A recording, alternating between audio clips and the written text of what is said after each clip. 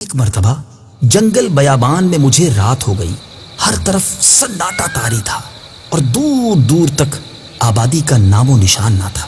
جب آدھی رات گزر گئی تو اچانک ایک سمت سے گدھے کے چیخنے کی آواز آنے لگی. خدا کی قسم صبح تک وہ آواز مجھے سنائی دیتی رہی. نیند مجھ سے کوسوں دور تھی. میں نے وہ رات جاگ کر گزاری. صبح ہوتے ہی میں اس سمت چل دیا جہاں سے آواز آ رہی تھی. وہاں پہنچا تو ایک عجیب و غریب منظر دیکھ کر میں حیران رہ گیا. وہاں ایک قبر تھی جس میں ایک گدھا گردن تک دفن تھا. اس کے سر اور پیٹھ سے مٹی ہٹ چکی تھی. اس بھیانک منظر کو دیکھ کر مجھ پر کپ کپی طاری ہو گئی. مجھے وہاں کچھ دور 2 جھونپڑیاں نظر آئیں. میں نے وہاں پہنچ کر بلند آواز سے سلام کیا. جھونپڑی سے ایک نوجوان عورت اور ایک بڑھیا باہر آئی. میں نے ان سے گدھے اور قبر کے متعلق پوچھا. انہوں نے کہا اگر تم اس کے متعلق نہ پوچھو تو کیا حرج ہے. میں نے کہا میں اس بھیانک منظر کے متعلق ضرور دریافت کروں گا.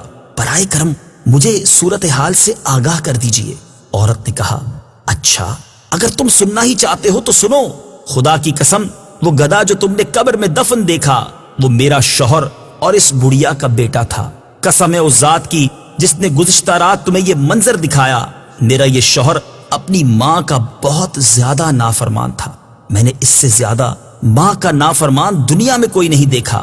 جب بھی اس کی ماں اسے کسی بری بات سے منع کرتی تو وہ اس سے اس طرح بد کلامی کرتا اور کہتا کفا ہو جاؤ، کیا گدھی کی طرح چیخو پکار کر رہی ہے، جا مجھے تیری بات نہیں سننی.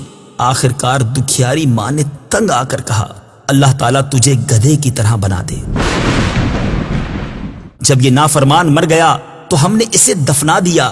جس دن ہم نے اسے دفنایا اسی دن سے یہ گدھے کی شکل اختیار کر گیا. ماں کا نافرمان اور اپنی ماں کو گدھی کہنے والا اب روزانہ اپنی قبر میں گدھے کی طرح چیختا ہے اور ہر رات اس کی قبر سے یہ آواز سنائی دیتی ہے.